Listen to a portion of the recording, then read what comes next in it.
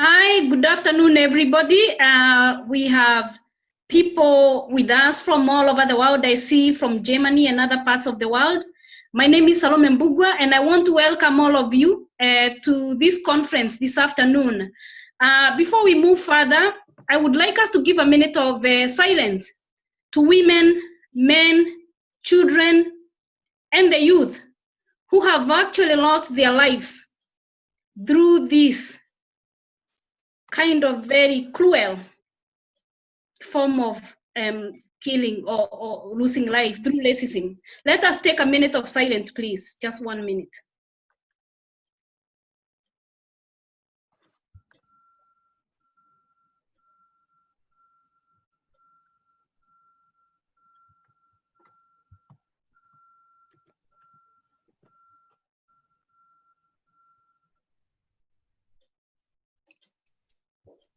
Thank you. Again, it's to welcome the people who are coming in now. We are actually fully booked for this conference, and we have people who cannot be able to see themselves on the screen. So what you're seeing is the panelist. Akidwa conference, moving beyond reactions, time to dismantle racism is actually very timely based on what has been happening. And we wanted to move through beyond talks and to come up actually with the discussions and conversation of what actions should be taken in addressing racism in Ireland.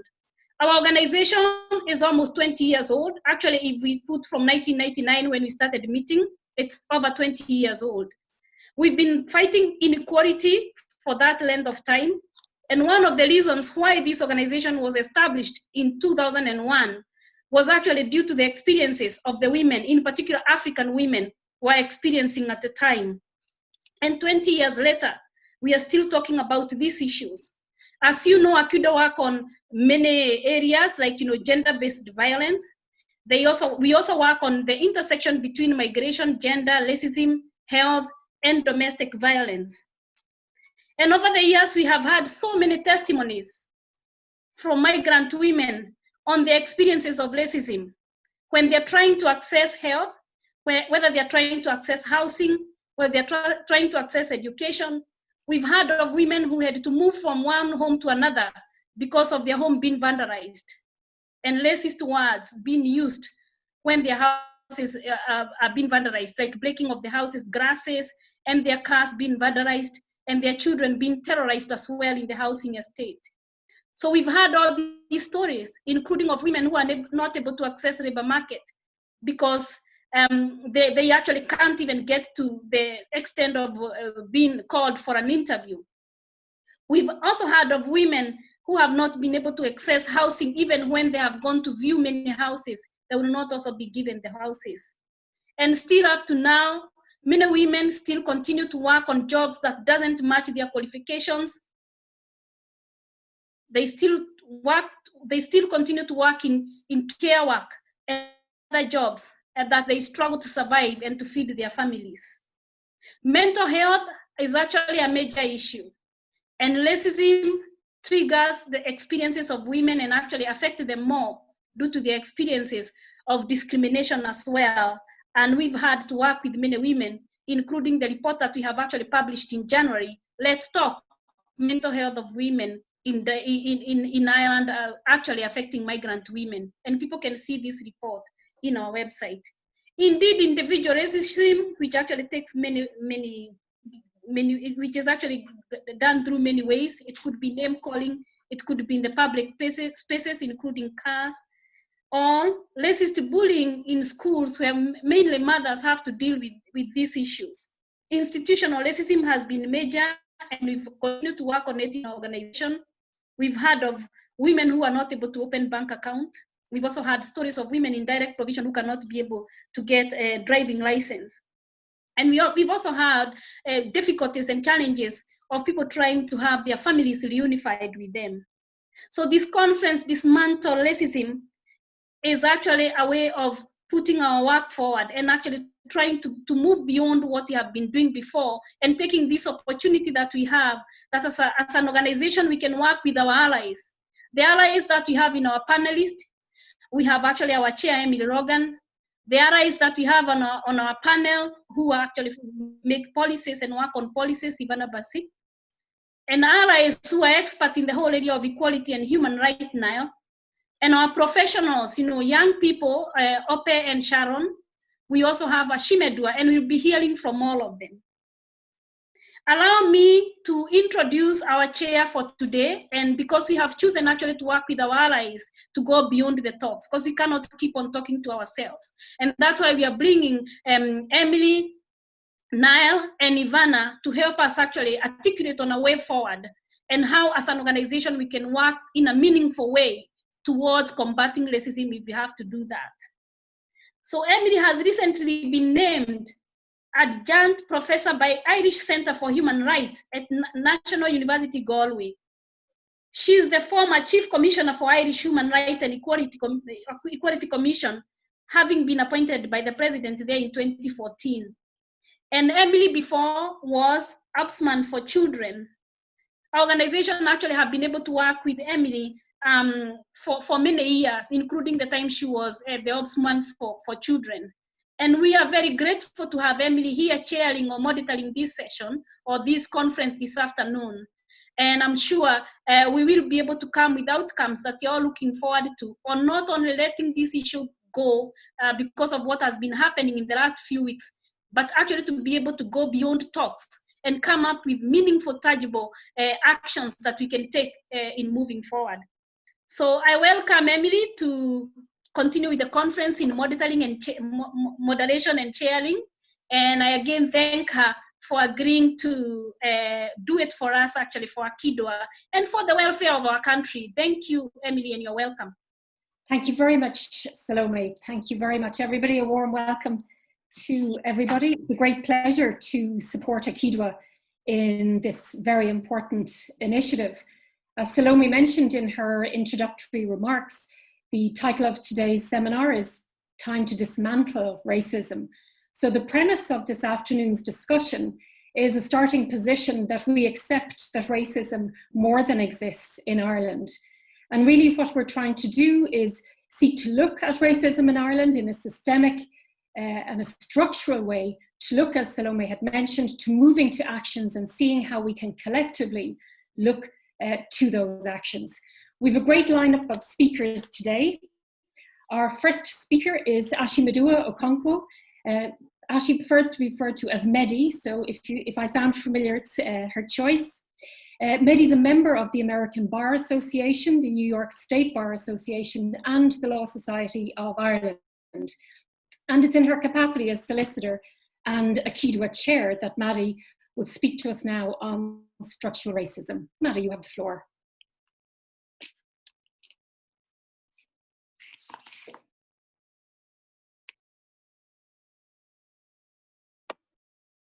Hello, good afternoon, everyone.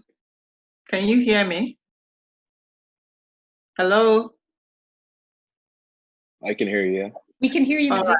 Yeah. All right, thank you. It's an absolute pleasure to be here today and to be on this panel. I would like, first of all, to talk a little bit more about Akidwa.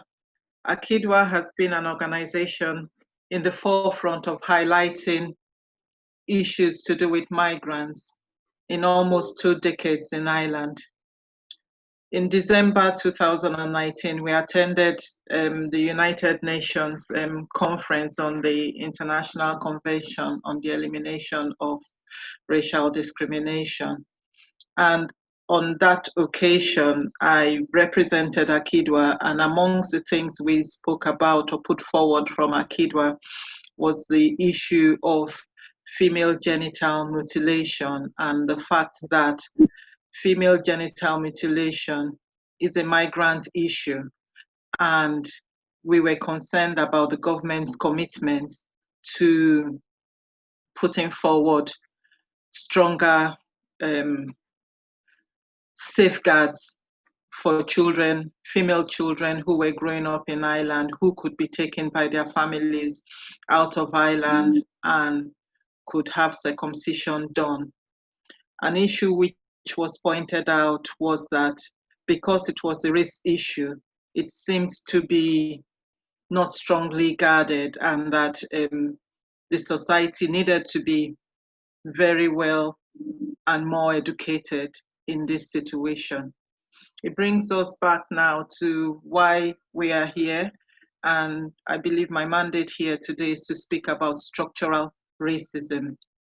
Structural racism could be termed also as institutional racism, wherein it's very subtle. It's not like the overt way in which people would feel that they are being discriminated against by the fact that they were denied services or denied access into certain places. When it comes to structural racism, you are allowed access into every platform, but you are not given the same kind of opportunities as your colleagues who are in that same platform. I say this due to my profession and due to the things that I have seen in working as a solicitor in Ireland since 2013, albeit it's been a very good profession, and through my profession I have seen so many things in the issues of discrimination on the basis of the way in which the Gardaí deal with migrant males, the fact that when the migrant males are gathered together in a place, there's a stereotypical assumption that they are there to commit a crime or they are there to make trouble. Most of them are usually arrested, and when they go into the gather station, it's a different story altogether. Albeit it does happen sometimes to white Irish males, young white Irish males, but it does not happen at the rate at which it happens to the Black Irish males. There's also the fact that in relation to having access to housing, having access to education, there is a big gap in that. I note that there has been a lot of talk amongst youngsters recently during this Black Lives Matter issue, where a lot of them have spoken about issues they had had in secondary school and in which they were not able to do anything about it. This brings us again back to the situation of the ethnic minority males. Most of them have fallen out of school. And it is only now when we have this discussion that we see that most of the children that have fallen out of school have fallen into bad behavior. Many of them have fallen into crime. And one of the reasons I would say that they have fallen into crime is because there's a cry for help. Nobody seems to have taken any interest in them. Their parents are not able to assist them because their parents themselves are pressed down by stereotypes and by racism. So it is very difficult for the parents themselves to address these issues in the schools, because most times when they go to the schools, they are going to be put down.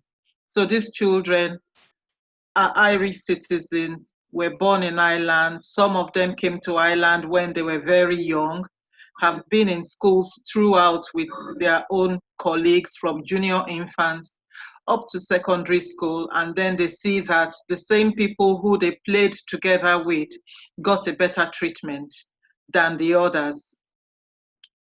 And then they now wonder why they are having a different treatment. When we have children, we don't educate our children that they are Black. We educate our children that they are people. And when they grow up amongst their friends, they don't realize or they don't know that they are different from their friends.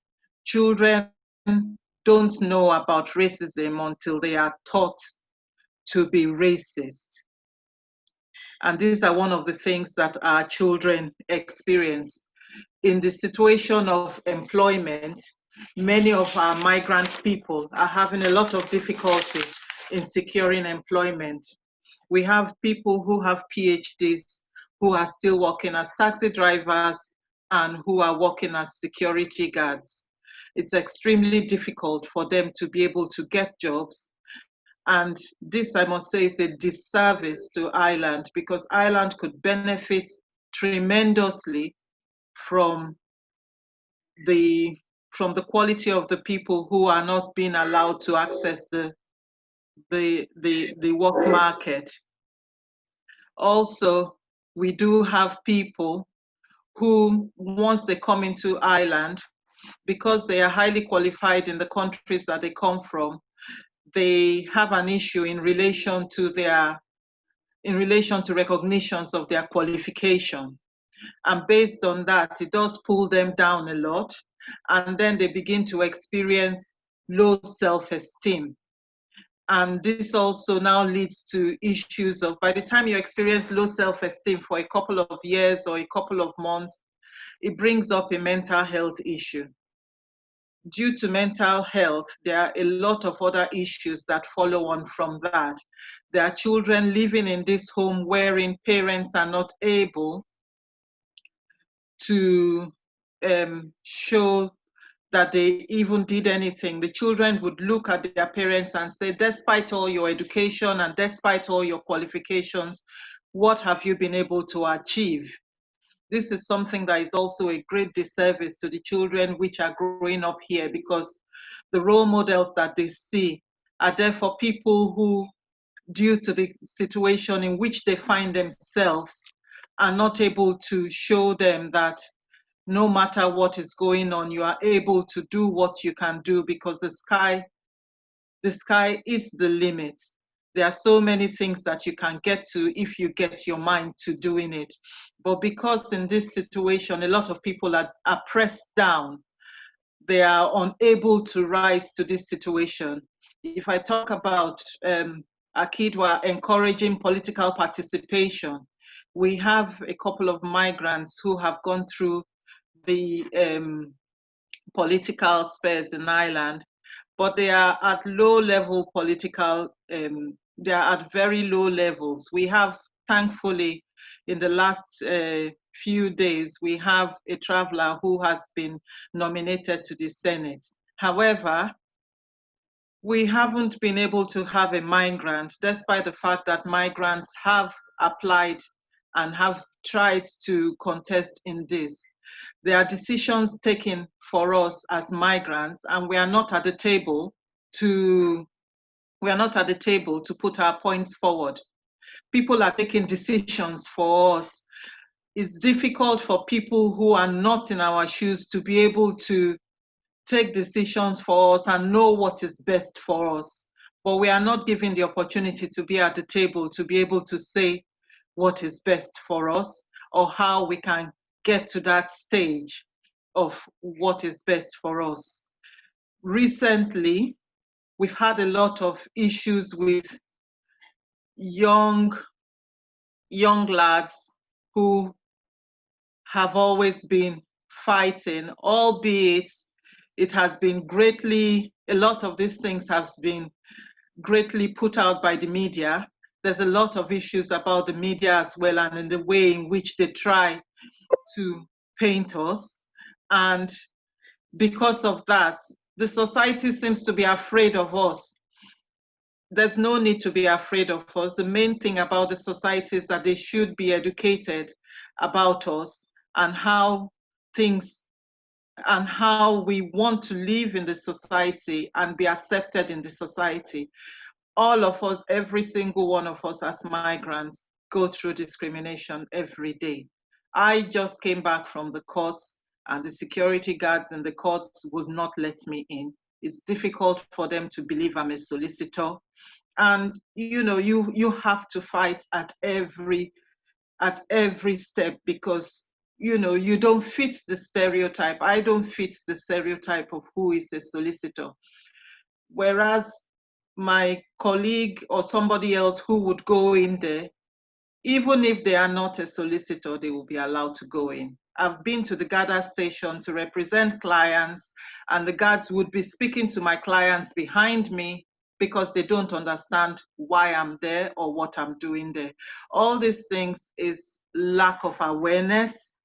These are different forms of individuals and the racism that individuals perpetrate. But if we go back to structural racism, in local authorities, except for the few ethnic minorities that have just gotten to political positions, it's very difficult to find a migrant, an African of African ethnicity, working in a local authority. Why is that? Is it because they don't apply for jobs, or is it that they don't meet the criteria?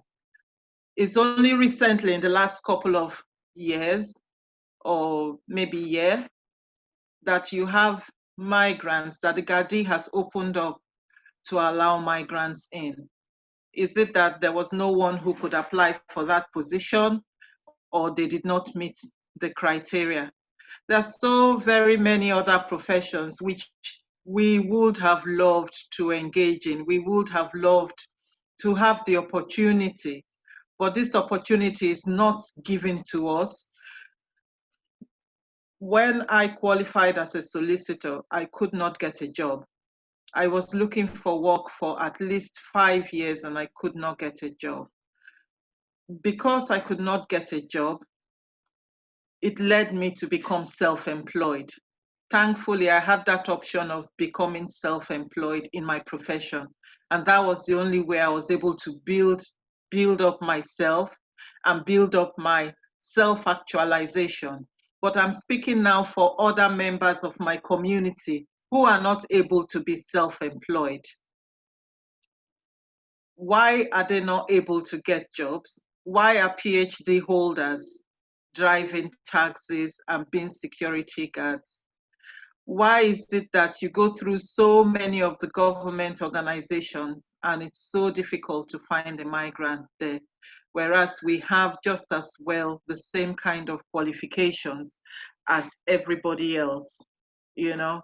And if we talk about, if we go back again and talk about like a description of institutional racism, it's stated that in the, I'll just go back and speak about the case of the Lawrence report in the UK in 1999, where Sir William Macpherson said that institutional racism is a collective failure of an organization to provide an appropriate and professional service to people because of their culture, color, or ethnic origin. And it can also be seen or detected in processes, attitudes, and behaviors that amount to discrimination through prejudice, ignorance, thoughtlessness, and racist stereotyping, which disadvantage ethnic minority people. Thank you.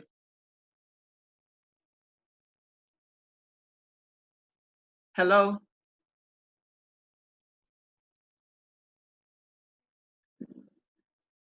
Hello? Sorry, Mehdi, beg your pardon, I couldn't unmute myself there. Mehdi, thank you very much for that. Sorry, I was a little bit taken aback because you're within a minute and a half in time, so good on you. Hopefully everybody else can follow. That was a really substantive opening, and I suppose the mention of Stephen Lawrence's case and Doreen Lawrence, his mother's very, very long battle in the UK for justice, is a stark reminder of the kind of institutional racism that you refer to, Mehdi. So thank you very much for opening. I'm not here to speak, so I will move on, if you bear with me, to our next speaker, who is Ivana Bacik. Ivana Bacik is Senator and Reed Professor of Criminal Law, Criminology and Penology at the Trinity College Dublin here. She's also a practicing barrister. Her research interests include, amongst others, human rights and equality issues in law. And today she's going to focus for us on the legal structures and policies needed to address racism here in Ireland. So Ivana, I'll hand the floor to you. Thank you very much. Can you hear me? Yeah. Thank you very much, Emily, and thanks very much to Salome for the invitation to speak. I'm honoured to have been invited to speak at this virtual conference. I hope the sound is okay. It's always a bit alarming to be speaking apparently into a vacuum and just to be looking at one's own face. So do let me know if you can't hear what I'm saying, or if my connection breaks down at any point. And once again, just honoured to be here, and particularly honoured, Mehdi, to have followed your powerful presentation about your own direct experience. I was very struck by many of the things you said, and particularly as a lawyer myself, as a barrister. I'm no longer in practice, but I was in practice for many years. And when you said that, that because you don't fit a stereotype, that you're not recognised as a solicitor, it really struck me that it's not that long ago that women were not recognised as lawyers, barristers, or solicitors either. And I recall early years in practice and people assuming that you'd be there to make the tea or coffee. So it really is a wake-up call to remind us of the pervasiveness of stereotypes around ethnicity and gender. I think that's really important and powerful. And I also just wanted to echo your words about the welcome appointment of Eileen Flynn as the first Traveller woman nominated to the Seanad. That's very, very good to see. And I must say it was a pleasure to speak alongside Eileen yesterday at our inaugural meeting of the new Seanad. I'm sorry, I see some people couldn't see me. I could see myself, and I hope now that's been resolved, that technical issue. So thank you again for the invitation to be here. I should say that I've worked with Akidwa for many years as an ally, and I'm delighted to continue to do so. The first time I think I met Salome and others in Akidwa was when we started campaigning together to try and ensure we would get legislation to prohibit female genital mutilation, which we did achieve in 2012, that important piece of legislation. So I'm always pleased to continue to work with Akidwa, and indeed with the Migrant Rights Centre and the Immigrant Council of Ireland on other issues around rights to equality for new communities and for migrant communities. Another point Mehdi made that I thought was very powerful was about the enormous benefits that inward migration bring, the enormous benefits of inward migration in societies. And my own grandfather, who came here from the Czech Republic as a refugee in the 40s, set up Waterford Glass after the war, and which became a major employer in Waterford. And I think it's a good example of the positive, very positive benefits of migration. And we need to, again, remind ourselves and policymakers about that. So this event is very timely. Not only has Akidwa been active on anti-racism campaigns for about 20 years now in Ireland, but also, of course, as we all know, in recent weeks, we've seen the brutal murder of George Floyd generating enormous waves of protest in America, but also here in Ireland. And the Black Lives Matter movement has had a really powerful impact here. People have been rightly angered at the brutal reality facing those who experience ethnic discrimination on ethnicity grounds, and they're demanding justice and change. And here in Ireland too, we've been first of all, it's been very, I think, important and valuable to have heard experiences like those articulated by Mehdi, the experiences of people who have suffered discrimination on grounds of ethnicity here in Ireland. But we're also presented with an opportunity to prioritise and change our own approach to ensure that we adopt stronger anti-racism policies and practices here in this country too. And I think that's, so it's a moment of opportunity as well as a moment of reality, a wake-up call for us.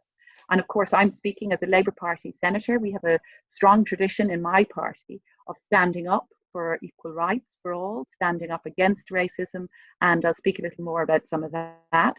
But I'm also going to be obviously a member of the incoming Seanad, where we will be, as we now know, we have a government made up of three parties, Fianna Fáil, Fine Gael and the Green Party, where we will see a full ministry headed by Roderick O'Gorman, new Minister and Green Party Minister for Children, Disability, Equality and Integration. And we've just heard that, for example, responsibility for direct provision is going to be under Roderick's brief. And I think he'll be an excellent minister. I'm not of his party, and obviously we'll be holding him to account. But he is, I should say, declare an interest. He's a former student of mine from Trinity and a lecturer in law in DCU, Dublin City University, and has a great track record on equality issues. So, I'll as I speak now in the brief time, and I'm conscious of Emily is an excellent chair, and I've known Emily a long time, and I will keep to time. But, just to say that I'll also just try and briefly to address some of the things the incoming government has now committed to do. So I'll try to be up to date. I think I have about 10 minutes left, Emily, and just in that brief time to say that what I want to speak about really is how we can change our legal structures and policies to tackle racism. and I'm going to address 5 headings, which I think are the areas where Akidwa and other groups in this area should prioritise lobbying over the next 4 to 5 years. And as I said, this is from my experience as a lawyer and as a legislator, so I hope you'll bear with that. So, and I know this is being recorded, so it'll be a resource hopefully for people in future. So 5 areas. First, citizenship and immigration law. Secondly, direct provision, and these are in no particular order of priority, but just as it appeared to me to address them. Thirdly, hate crime. Fourthly, traveller and Roma rights. And fifthly, just a general overview of anti-racism and the programme for government at the end. I'll speak very briefly on each of those 5. First, on the issue of citizenship and regularisation, to say that here, I think there are a number of key areas of priority for anti-racism campaigns and groups to focus upon. I was really glad to see in the way around the Black Lives Matter movement, real pressure being put on the incoming government to ensure the regularisation of those people living in Ireland who are currently undocumented.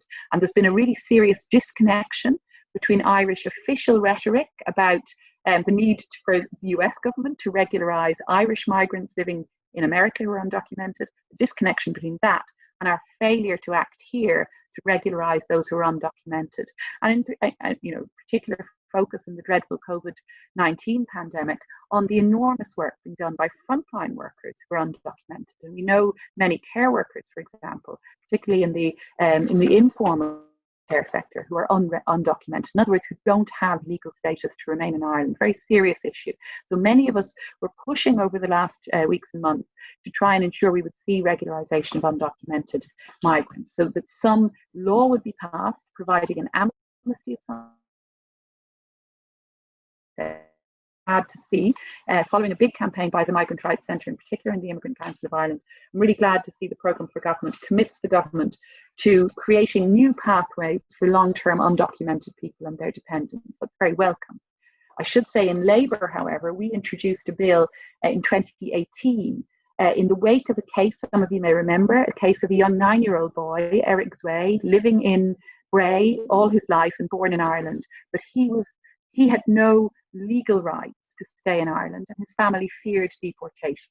And that was because back in 2004, some of you, the audience will recall the dreadful referendum to abolish citizenship rights for children born in Ireland. I know Emily will remember it very well, and many others, and Salome and others. I was proud that Labour took a stance against that referendum. It was promoted, however, by the Fianna Fáil Progressive Democrat coalition government at the time, supported by Niall. So while smaller parties of the left campaigned against it, it was passed by a large majority. What that referendum did was it took away the automatic right to citizenship for children born in Ireland, what we call birthright citizenship.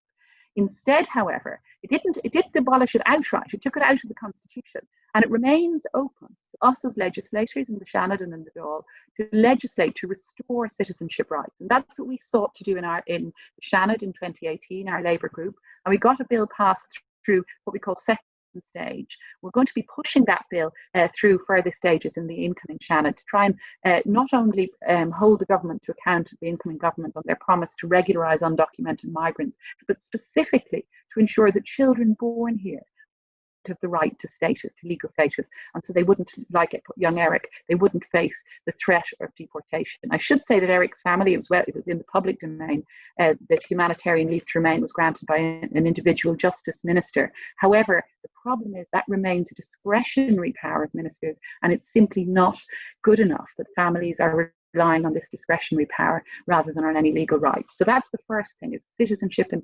immigration law. I've spent a bit of time on that, Emily. I won't spend so long on the other issues, but I think that's a hugely important priority for those who wish to campaign against racism in Irish society, to ensure that we actually have a legal change to restore citizenship rights and ensure decent immigration laws.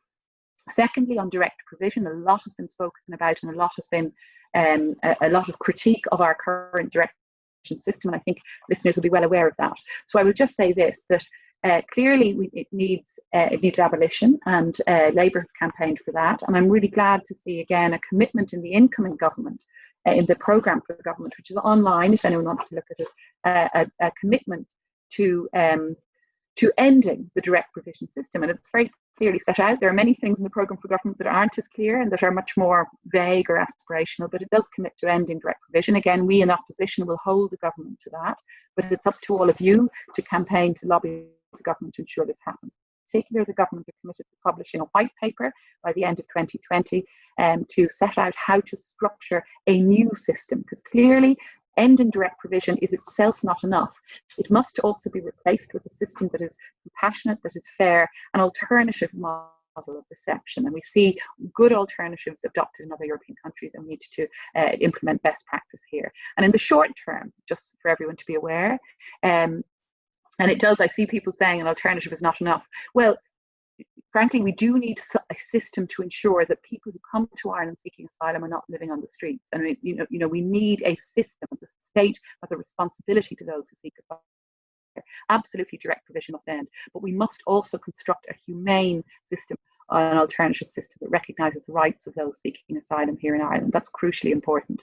And I am glad to see the government saying that not only will they publish this white paper, because clearly that's going to take a bit of time to work through, but also in the short term, they're proposing to act on interim recommendations from the chair of the expert group to improve conditions for those currently in the system. That's also crucially important.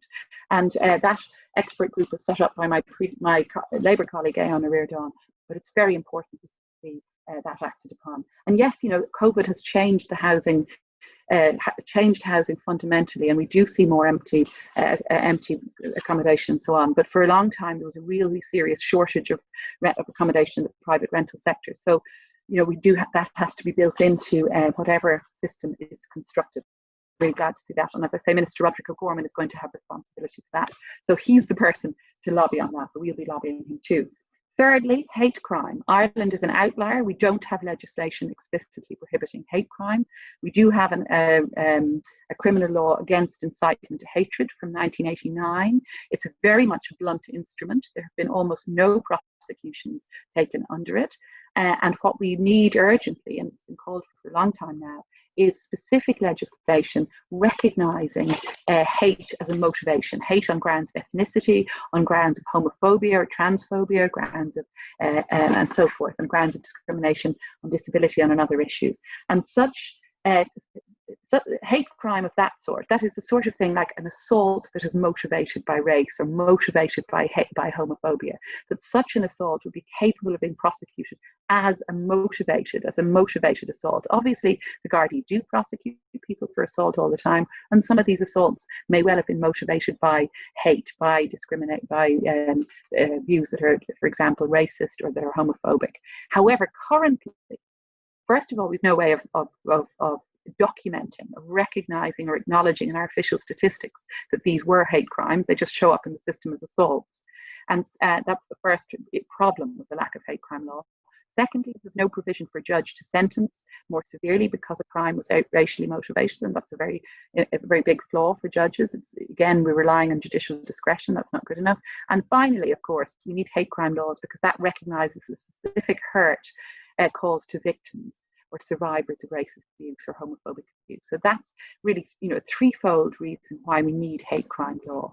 The prohibition of incitement to hatred act should also, I should say, be reviewed. But clearly, it's a very specific piece of legislation, and it doesn't act as any sort of substitute for strong hate crime laws. So that's an important priority. And again, it's good to see the incoming government committing to introducing hate crime legislation within 12 months of the formation of the government. So the clock has started ticking on that.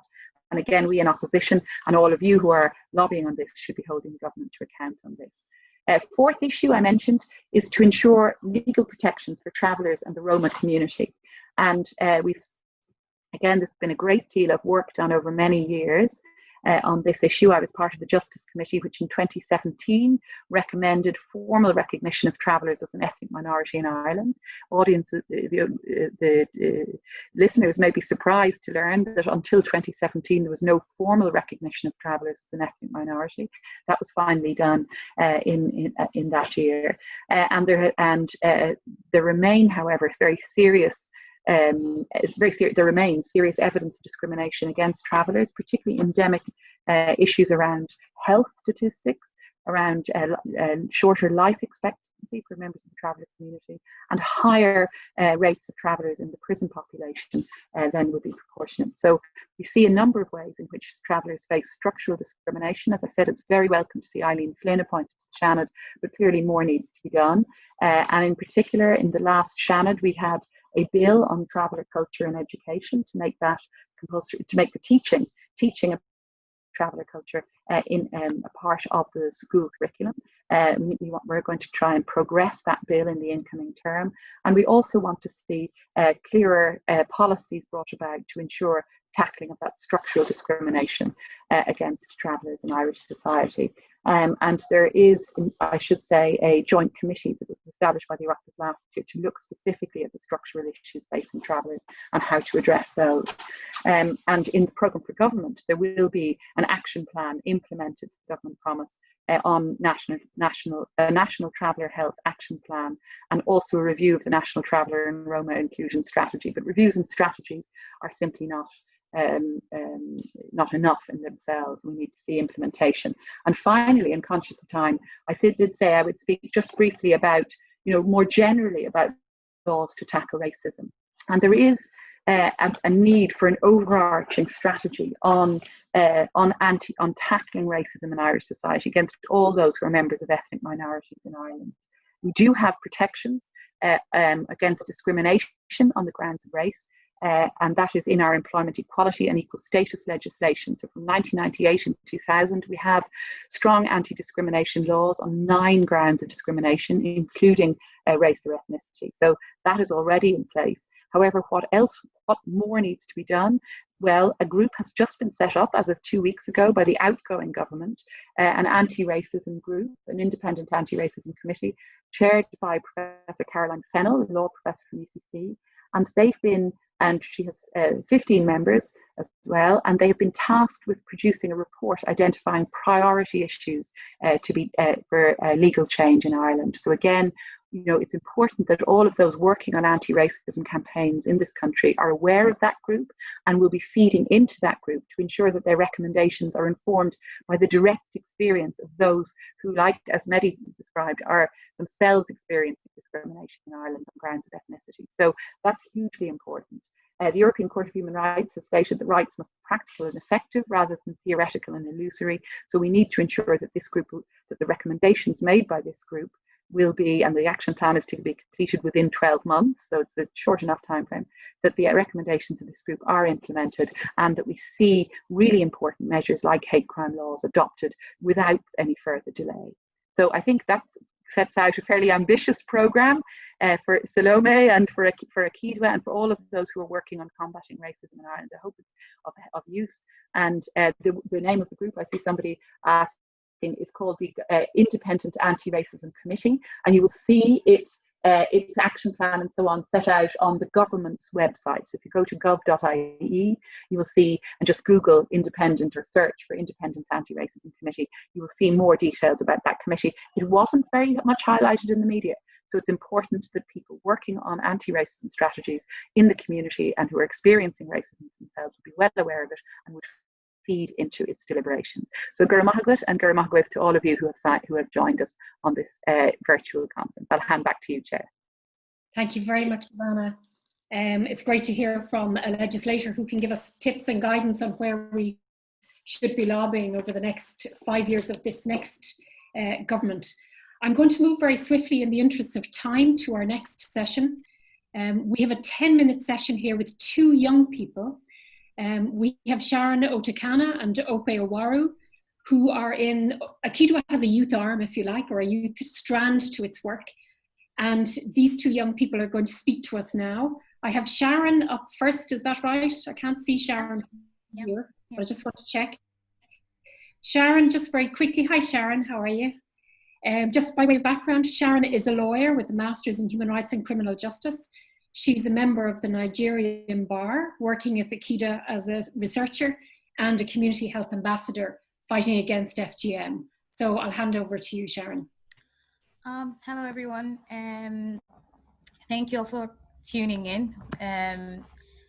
It's a very relevant topic at this time, and I am grateful that I have the opportunity to discuss racism in Ireland.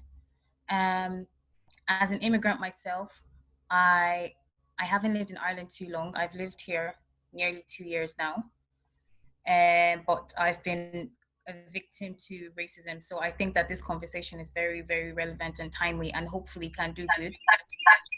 And I would want to focus on the cultural aspects of racism, because we're talking about how to address it in terms of, policy, so that we can get more equality. But I feel like even the culture itself needs to be somewhat reformed, because the racism that I have experienced is, I would say, more of microaggressions that have happened because of the culture and the belief that people have about migrants.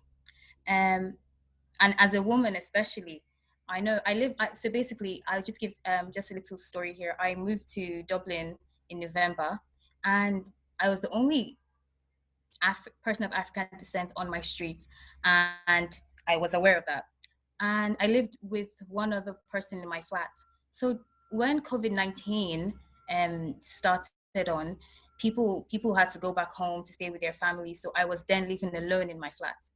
What was interesting to me was that during all my time, nobody was ever racist to me on my street. But once the Irish person that lived with me left, it was like my cover had gone, and everything seemed fine until one day I woke up and in front of my door was the drawing of a really large, a really large penis. And it looked like a penis, but then I wasn't sure. It was drawn with chalk. So I said, okay, this must be young people. And I didn't know what to do. I didn't know if I should wash this off, because I was wondering, did this happen to me because I'm a woman or because I'm a Black woman? Because there are other women that live on the street and this hasn't happened to them. And then it just dawned on me that, as a Black woman, there was some sort of double risk involved, And this is just an example of one microaggression. The other microaggression I could think of is when I used to work in River Island, and I was just a student, so I was working part-time, and I remember one person touching my hair as I was just arranging clothes. And this is not a weirdo on the street. This is a lady with a daughter who has a say in community and society. And then I think to myself, what makes her think she can come and pat me like a dog? And am I supposed to smile at this? And obviously I'm working, so I wasn't going to cause a scene, But it was very unfortunate for me. And I just feel like, obviously, these are things that need to be addressed by social reform. I think there needs to be awareness raised about culture and more acceptance. So while we're doing things on policy, let's just not forget culture, because I think addressing culture is important to truly achieving equality overall. I'm done. Are you finished, Sharon? Thank you very much. I'm sorry, it's a stark reminder, those two examples of you, both while you were working in River Ireland and at home on your own in the middle of COVID, to have what you described yourself as microaggressions, are just really a stark reminder, as you say, to look beyond law and policy, but also into culture, into attitudes, very deeply embedded attitudes towards people living in Ireland, towards migrants. So thank you very much for that, Sharon. I'm sorry it's too short a time. We're going to have another session another day. Our second young speaker is Ope Owaru. Ope has, the information I have about Ope is that he has a bachelor's degree in economics, politics, sociology, and a master's degree in economic science. And his passion is about bridging the gap between the first generation Black migrants with the new generation.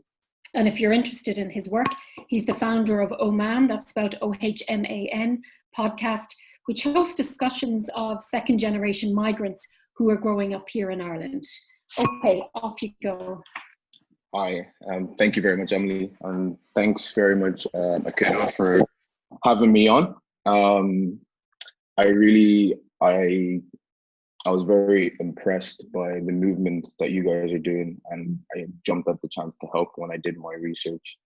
When it was about migrant women as well, it's more closer to home for me because I'm obviously a migrant, but In contrast to Sharon, I've actually been here since the age of 5, and I'm 27 now, so 20 I've been here in Ireland. So I would consider myself Irish, but to a lot of people, I'm not Irish because obviously the color of my skin. But in terms of, you know, racism, the topic is time to dismantle racism. It starts with a conversation at a time, and I suppose this session was to kind of give a more youthful voice. Just even today, just to kind of give the contrast of what we're talking about. I work in mortgages. I work in I am process mortgage applications, and I advised my name. I told them my name's Opie, and the reply I got back was, "That's an unusual name." And I was like, I didn't say your name is unusual, you know. But those are the microaggressions that we face on a daily basis, you know. I could be here from the start of today to talk about all the racial experiences I've experienced growing up here in Ireland. And just to reiterate what Sharon said, it's more of the culture and the awareness that, or the lack thereof it. One thing we've seen with this Black Lives Matter movement is that it's a reawakening for us, because the George Floyd murder, that was caught on camera. There's different things that happen every day that isn't caught on camera. And I suppose the George Floyd kind of ignited this movement, because we as Black people, and especially as the younger generation, we face a lot of racism, and we kind of just push it to the back of our minds, or we don't really address it because we know what racism does, but we don't also understand the mental aspect that it has for you. I think Mrs. Okonkwo said something at the start there, where we're stereotyped, you know, based off our color. The amount of times that I've been stereotyped for either driving a nice car or wearing a hoodie, or, you know, just normal things that any normal person would do, but because of the skin of my color, I've been stereotyped by it. And even the fact that I have a master's or a bachelor's degree, all well and good, but I work in places, or I've been worked in places where people don't have the same qualifications, and they might be either on more money or more responsibilities and things like that. And that just kind of made me realize, you know, this whole stereotype of, as Black people, we have to work twice as harder as the white people. That's the stereotype that is mentally wrong, because it devalues who we are as people, and especially as younger people. It's harder for us to identify ourselves if people keep telling us who we are when we're not who they say we are. So I suppose in terms of time to dismantle the racism, it really has to start from the top in terms of the social reforms, in terms of the policies, in terms of the awareness, because this is the first time I can see my adult life that I've seen protests for Black Lives Matter here in Ireland take such a wave, and also get notoriety from either news or newspapers and things like that. So yes, it has started, and the conversation is being started, but we don't want it to just be a moment. We really want it for people to be aware that Black lives do matter. And we are not just saying that, you know, to say that white lives don't matter. Of course they matter, and all lives do matter, but we are at risk of dying for nothing. You know, George Floyd, the reason why he was dead was for a $10 check. I've been stopped numerous times just for having a nice car. And, you know, that it rings more home for us, because we know what it feels like to be stereotyped or to be hated just for the skin of our color. So like my podcast, which is the platform that I started with my friends, we all grew up and we all have the same experiences. We've done our primary, secondary, and third level education here in Ireland. So we would consider ourselves Irish citizens, but we still face discrimination on a daily basis. So our our passion is to voice out these experiences, to bring awareness, and also to, you know, bridge the gap between our parents that came here and they weren't educated in the in society that we grew up in, and also with our allies and also our white counterparts to also understand our plight. And, you know, because I feel as Black people, we understand a lot more than people understand us more. So I think this movement is just for people to understand our plight. And I hope with this discussion, with this webinar or seminar, sorry, we can make a huge difference and continue to push for that change. So yeah, thank you very much for having me, and hopefully we can continue that change. Ope, thank you very much. I appreciate both of you, Sharon and Ope. Thank you so much for staying within 6 minutes and saying so much and explaining so much to us. I'm going to go on to the next speaker, if I might, because I'm conscious we have 25 minutes for questions and answers after our final speaker, so we'll have a bit more time to explore. So our next speaker is Niall Crowley, who'll be known to many people in Ireland. Niall is an equality expert. He's previously CEO of the Equality Authority here in Ireland, and he also has long-standing experience in the community sector, working with traveller rights organisation Pavy Point. And Niall is going to provide us with a general overview on racism and discrimination, looking at systemic and structural racism, and then moving the discussion on to the kind of actions that could be taken. Niall, you have the floor. Thanks very much, Emily, and thanks very much to Kidway and to Salome in particular for the invitation. I'm very pleased to be part of today's event and part of a conversation I think that's really crucial in the Ireland of today. I think what we've seen, as Ope has reminded us, is systemic racism in the extremes of violence and murder on the part of the US police forces has brought racism to the forefront of public and political discourse, both in America, obviously, but also across the world. The COVID-19 crisis, equally here in Europe, has shown a really harsh spotlight on systemic racism. COVID-19 has had a disproportionate impact itself on Black and minority ethnic communities. The policy responses required to manage the pandemic have exposed intolerable disadvantages experienced in the living conditions of some Black and minority ethnic groups in our society, including Roma, travellers, and asylum seekers in direct provision. And these are disadvantages that limit the ability of these communities to protect themselves against the spread of what is a deadly virus. This spotlighting of racism and the disadvantages it generates, however, isn't new. It has come and gone before. And I reiterate Ope's call, it's really important that it's sustained. The intensification of anti-racism protests with the Black Lives Matter movement is vital in this regard. The solidarity or allyship evident in the cross-community engagement that has marked these protests is also going to be important. And there is hope in such protest and in such solidarity. And hope, I think, is crucial in a context, I think, where we're all too accustomed to the persistence of inequalities in our society, to our apparent inability to impact on these inequalities, and to what is a determined guardianship of our unequal status quo. In the words of the Croatian philosopher Sreko Horvat, we bear witness precisely to a prevailing melancholy, a widely shared resignation in the face of multiple defeats and a growing acceptance that there is no alternative. The current moment does offer hope that change is possible, that there is an alternative.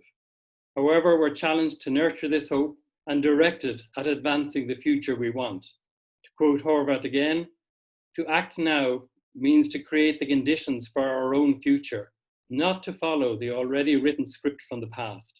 It means to produce a crack in the present, a disruption in the rhythms of power. And there is a danger that advocacy can reflect Horvat's already written script from the past.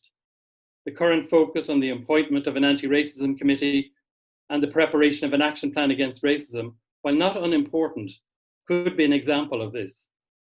We had a National Consultative Committee on Racism and Interculturalism from 1998 to 2009. We had a National Action Plan against Racism for the period 2005 to 2008. Change was slow and at best incremental over those years, but in no way adequate. The state has a serious problem of policy implementation. governments produce strategies at will to address issues of inequality and disadvantage, but are far less enthusiastic or effective in securing the implementation of these same strategies. And that National Action Plan Against Racism was no exception, and its ambition degenerated into providing some funding for a set of discrete projects around the country. We already have a national traveller, Roma and inclusion strategy. We have a migrant integration strategy. We have committees and subgroups to monitor and progress their implementation. And yet, progress in their implementation is limited and change remains slow and at best incremental. And I'm afraid that civil society organizations get tied down in these processes. They become a form of ritual. We prepare endless submissions, attend consultations, sit on committees, and then inevitably have to repeat the whole process with little by way of outcomes evident. Our ambition gets blunted, and our focus is reduced to ensuring that we're at the tables of the power holders and seeking to convince the powerful, rather than achieving that disruption in Horvath's rhythm of power. In June 2019, as we were reminded, Junior Minister David Staunton announced his intention to appoint an anti-racism committee. Advocacy organisations were obviously concerned to secure its establishment and influence its composition. Finally, in June 2020, a year later, Minister Charlie Flanagan appoints the members of that committee. The committee will now prepare an action plan against racism, and we'll wait another year to June 2021 for that plan to be published on foot of stakeholder dialogue. Advocacy activity will inevitably have to concern itself in contributing to this dialogue and in securing an action plan of some potential. 2 busy, time-consuming years of advocacy will pass in this way, and we won't have even got to the really tricky point where a plan is agreed and has to be implemented. Further years of effort consuming scarce advocacy resources are in prospect as implementation of the anti-racism action plan is pursued. We have a politics that has not been kind to the anti-racism struggle in Ireland. While we've been spared the emergence of far-right elected representation in Ireland, racism has been deployed as a potential vote getter by some. Predominantly, though, politics has failed to grapple with racism, with political leadership and engagement lacking on the issue. Where racism has been a focus, the symbolic gesture is the preferred intervention. We get a minute's silence in the Dáil early this month in solidarity with victims of racism. We got a hard-fought for government statement recognising traveller ethnicity in the Dáil in 2017. The British academic Gary Young, in a recent article, emphasises that symbols should not be discarded as insubstantial. They do denote social value and signify intent, but they should not be mistaken for substance either, lest this moment descend into a noxious cocktail of posturing and piety. Where politics pursues symbolism as a priority, a very problematic politics becomes evident, in that this politics is unwilling to advance equality in a sustained manner that involves redistribution between groups in society across 4 interlinked areas. Redistribution of resources in terms of wealth, jobs, income, and public goods of education, accommodation, and health. Redistribution of representation in terms of power, influence, and access to decision-making. Redistribution of recognition in terms of status and standing for diversity, and in terms of flexibility in adapting to take account of the practical implications of cultural diversity. And redistribution in respect in terms of access to relationships of love, care, and solidarity. The North American philosopher Nancy Fraser identifies the dangers in such a narrow politics that fails to grapple with all 4 of these areas. She critiques what she calls a progressive politics of recognition pursued by the Democratic Party in the US, where, in drawing on progressive forces from civil society, they diffused a recognition ethos that was superficially egalitarian and emancipatory. At the core of this ethos were ideals of diversity. Now, when politics prioritize recognition alone, substantive equality cannot be achieved by groups. Equality is reduced to a meritocracy, according to Fraser, in the absence of a focus on the redistribution of resources. Social hierarchies are not dismantled, they are merely diversified. Gains can only be made by those few individuals from minorities that already have sufficient resources to compete. The US philosopher and activist Angela Davis in a conversation reported by Gary Young, highlighted that when people call for diversity and link it to justice and equality, that's fine. But there is a model of diversity as the difference that makes no difference, as the change that brings about no change. Racism is about the exercise of power. So anti-racism must be about the disruption of that power. Racism is about the exercise of economic power in order to exploit Black and minority ethnic groups and extract wealth. It's about the exercise of cultural power in order to demean and diminish these groups, thus creating the conditions for their exploitation. It's about the exercise of social power in order to isolate and exclude and leave these groups vulnerable to scapegoating. It's about the exercise of political power to disenfranchise, thus leaving Black and minority ethnic groups without influence on decisions that impact on them. Now, power can be exercised by individuals in key positions, and where that individual is a member of the dominant group, this can involve racism. Individual prejudice can be affirmed by the power of dominant group membership and can thus be expressed as racism. And there is a need to tackle racism at this individual level. However, most importantly, racism is sustained over time and exercised to the greatest disadvantage of Black and minority ethnic groups through institutional systems and cultural processes. Institutional racism is evident in outcomes of disadvantage for Black and minority ethnic people. It's subtle, as Mehdi was saying earlier, it's a product of the day-to-day normal business of organizations. People in organizations doing what they've always done, but generating inequalities in the outcomes for Black and minority ethnic groups. Cultural processes that affirm white privilege and that enable exploitation and abuse of Black and minority ethnic groups are another central component of this racism, and I think Sharon has reminded us of that. These processes pass prejudice on from one generation to the next. They shape a common sense that is built on prejudice and bias. They create the conditions for the acceptance of inequality of Black and minority ethnic groups. And cultural processors, we need to look at where this culture comes from. They involve the producers of culture that shape our public and political discourse and the values that are dominant in society, including educational establishments, media enterprises, religious institutions, cultural enterprises.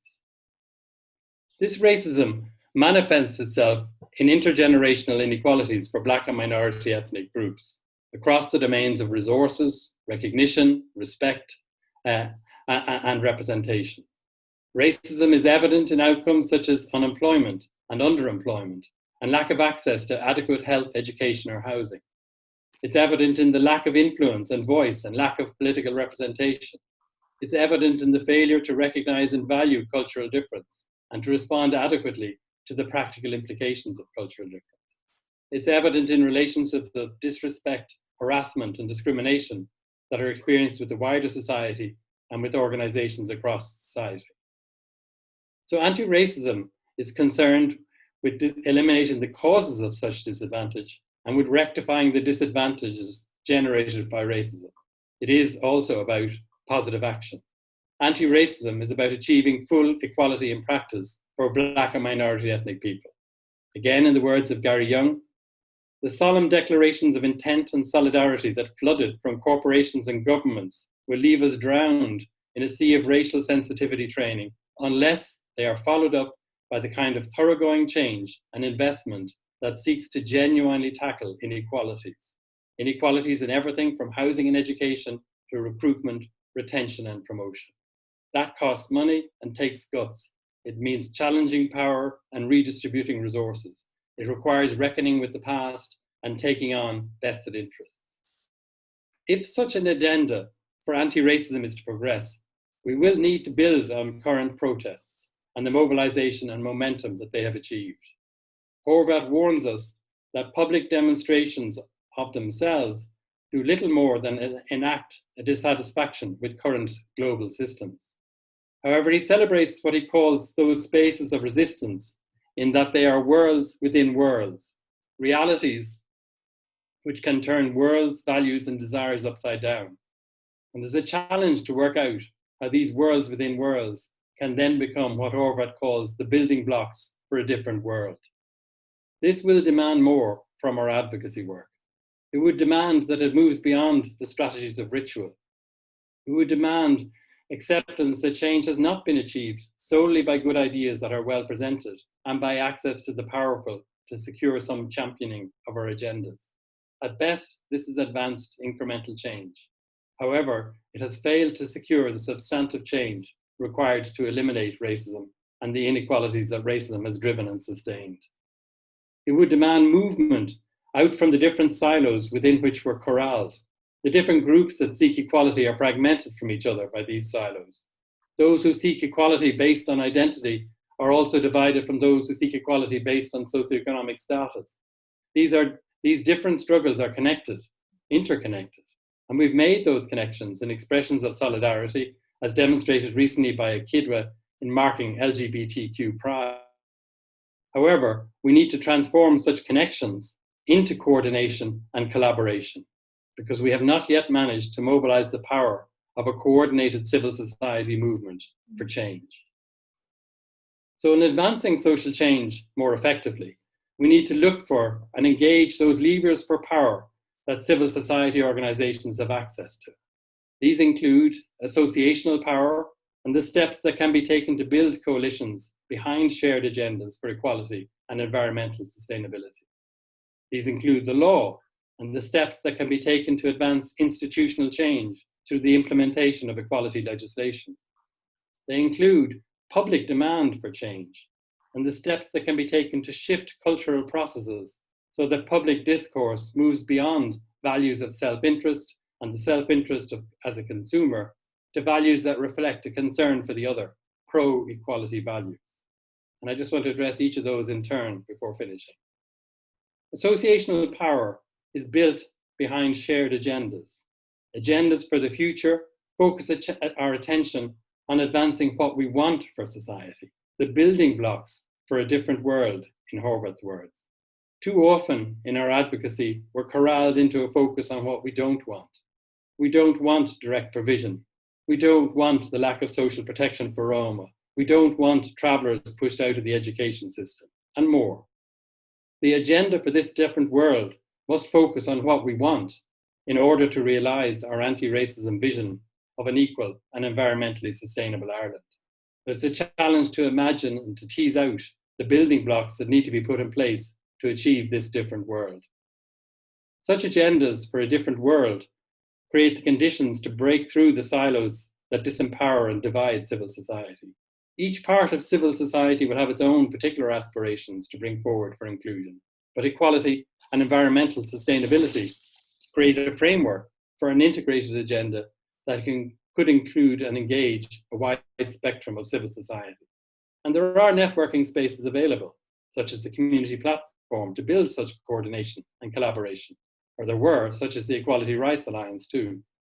We need to invest our advocacy resources in making such platforms work as spaces to articulate, to coordinate, to collaborate, and to empower the civil society agenda for equality and environmental sustainability. This is central to realising an associational power behind our demands for an anti-racist society. Secondly, I believe the law is an underutilised lever for power by civil society. Despite the lead provided by organisations such as FLAC, anti-discrimination legislation can shift institutional practices and systems across the public and the private sectors. What is needed is to build a culture of compliance whereby enough cases are taken and won for employers and service providers to begin to hold a common sense that discrimination inevitably begets litigation and challenge and therefore needs to be eliminated and prevented. We have a lot of work to do to build that culture of compliance. Research has shown that while Black and minority ethnic people are the most likely to experience discrimination, they are the least likely to take formal action to address it. We need to demand initiatives that could create this culture of compliance across employers and service providers, including initiatives to enable and support litigation by Black and minority ethnic people under the Employment Equality Acts and the Equal Status Acts, and initiatives to highlight and drive home the results of such litigation to employers and service providers. There is also in law a requirement on all public bodies with regard to the need across all their functions to eliminate discrimination, promote equality, and protect human rights for service users, staff, and policy beneficiaries, with specific steps to be taken in that regard. It's enshrined in legislation since 2014. It's a dramatic evolution of our equality and human rights legislation, but it has yet to see any substantive implementation. It holds the potential to drive institutional change in key areas of public sector employment and in a wide range of public sector service provision. Its full and effective implementation needs to be driven and supported so that the public sector can evolve and work in a more effective way out of a value base of dignity, inclusion, and social justice, thus rebalancing its current focus on efficiency and value for money.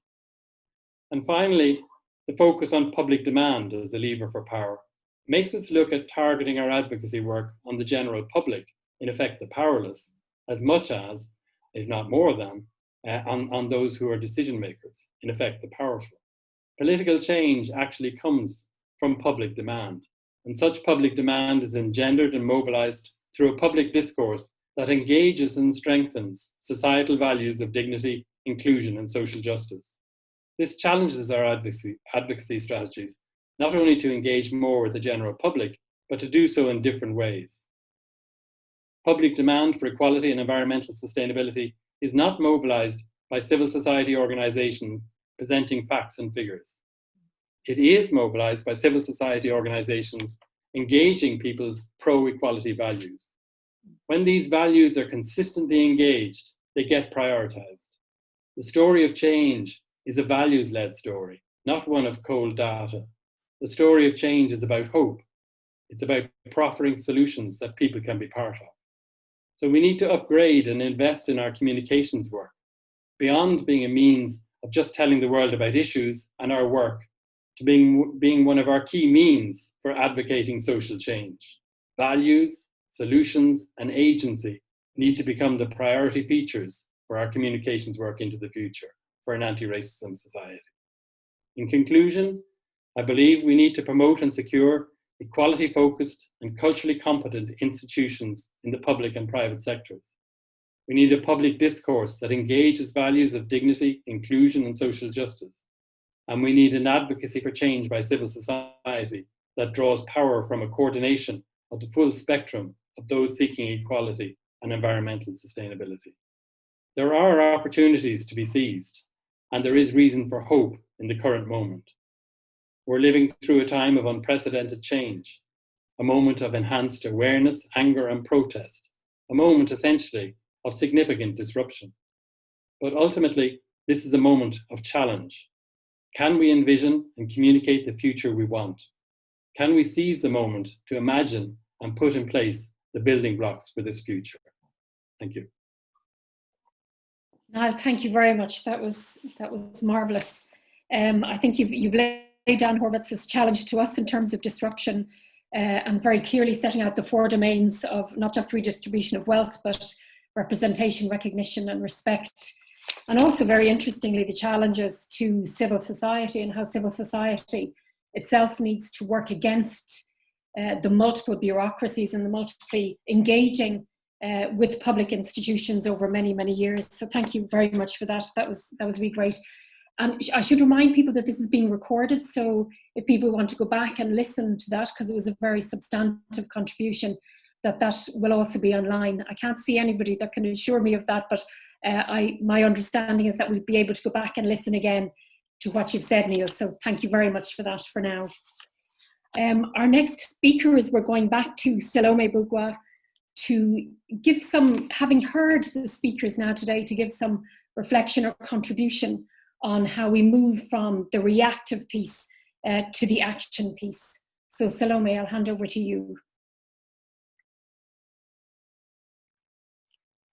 Thank you so much, Emily, and thanks everybody. I think everybody have really contributed very significantly, and in particular, Niall as the keynote speaker, at the very end, I think you have rounded everything and you've brought everything together into what actually we should do, and being also very optimistic because, like you said, we had the NCCLI, and it's like, racism finished in 1999.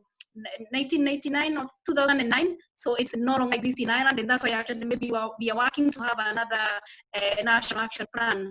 But really what we need is political will and commitment and as well leadership to be able to combat racism. I just go back to John Freud, and when he died actually on the 25th of May, which is African Liberation Day. Here in Ireland, we celebrate it as Africa Day. And actually, I think it's very symbolic the way it happened, because it reminds us the cause root of racism. And in 2001, when all the nations of the world went to Durban to discuss about racism and discrimination, Ireland was actually among the participants in that conference.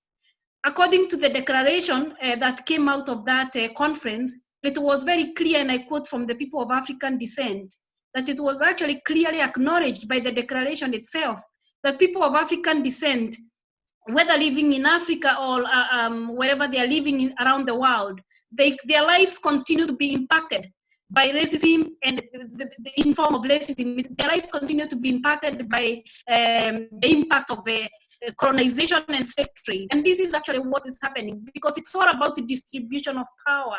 And Niall has actually elaborated it in depth. In its distribution of power, it's inequality in terms of how the exercise of economic power is used. So who gets to be employed, who gets to be left out. It's also the exercise on social culture as well, and how, even how some cultures seem to be inferior than others. So it's actually about superiority and inferiority. So we are superior and you are inferior. And actually it goes back to one of the things that I've heard so much people saying, about the different races. We are only one human race. And if people can go beyond thinking about themselves being better than others, I think we can start from ourselves.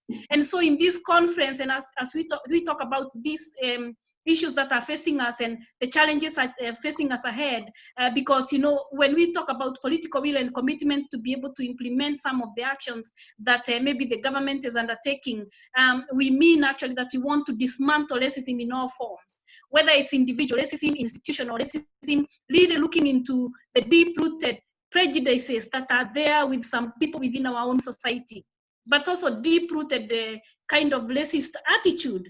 And we have some of the things that, we have from the organization that people can do, or what we can do moving forward. So what can individuals do? Number one is to be aware of your own implicit biases, that we all have attitude and prejudices, and the importance of actually weighing these on how we view the other person, or we view people, and how we treat people as well. Because most of the time people are not treated well, whether it's in a housing estate, whether it's in jobs or wherever they are. So it will be good to look at our privileges, coming from wherever we are coming from, and accepting that, privilege is actually a difficult thing to accept, especially from the white privilege itself. The other thing, we can do as individuals is to take leadership and not wait for anybody else, whether it's the government or the other person, to address racism. So if you cite people actually being called names in the bus, because we've had many people keeping quiet or not helping when racist attacks are happening, that actually you take the leadership of addressing it and stopping it and saying it's not on. You can also use your voice and call out racism, and we are calling everybody as an ally to be able to call out racism. Use your influence. If you're in a leadership position, encourage diversity. Check if there's reflection of diversity in your workplace as well, in your board, because you have so many NGOs and also government bodies that actually are not diverse at all. So what are we talking about here? We have to start with ourselves and individuals at the same time. So start working on it. And if you're not in a position of influence, then connect the first person to a friend of a friend. We friends. Actually, I've been connected to so many friends because my Irish friend, indigenous friend, would not be able to help me, but I connect you to another person. So it's really to encourage people to be able to help people. Last week we had conversation and we had how actually has been having problems in getting a house. It's not that she's not been viewing houses, but she couldn't be given a house at all. And an Irish person had to accompany her. So there are challenges there. We are calling people to help in any way that they have. We are also calling individuals to be able to use their skills in mentoring, in particular young people, in helping them in any way that they can, and also support organizations and individuals that need support. Most of the time in Akidwa, you know, we are looking for people to take even people to the Gadi because they are very manipulated and actually treated very poorly. Sometimes when they go to the Gadi, they don't have the confidence and the courage actually to stand some of the experiences that they go through. So we are encouraging people to engage with organizations, including like our own, support us in any way that they can in accompanying these the people, whether it's the Gadi, whether it's in accessing of services, in particular. Also in healthcare, we've had women who would be treated very poorly, including in our maternity hospitals. So we are asking people to help. Also, we also want to ask everybody, NGOs and non-NGOs, individuals, to foster the culture of inclusion, that we make sure we are not leaving anybody behind because of where they are coming from, that we actually encourage that culture that embraces diversity and include others, because most of the people live in, they live in countryside, others live in the cities, but you all live in housing estate.